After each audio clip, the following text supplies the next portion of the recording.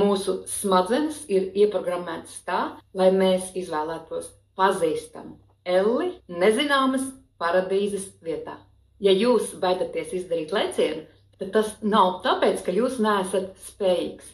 Tas ir tāpēc, ka jūsu smadzenes uzstādīts uz to, lai jūs būtu drošībā, nevis uz panākumiem. Jūs esat ievērojuši, cik bieži mēs paliekam situācijās, kas nenes laimi. Mēs turpinām izturēt sarežģītas attiecības. Mēs strādājam līdz spēku izsīkumam.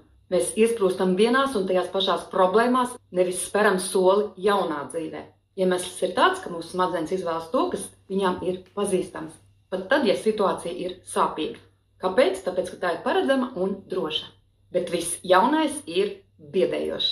Ko es darīšu, varbūt man kļūs vēl sliktāk. Ir vēl tāds teiciens, labāk zīle rokās nekā metnes kokā. Un tā tiek iedarbināts šis apburtais loks un atkārtojas šie scenāriji. Bet labā ziņa ir tā, ka to var pārrakstīt. Saprotot to, kā darbojas jūsu uzstādījumi un bailes, jūs varat sevi atbrīvot no šīs ierastās ēles un spērt soli pretī dzīvei, kurā ir prieks un brīvība. Ja tu gribi uzzināt, kā to izdarīt, piesakies bezmaksas konsultācijai, spiežot uz linku augšā manā profilā.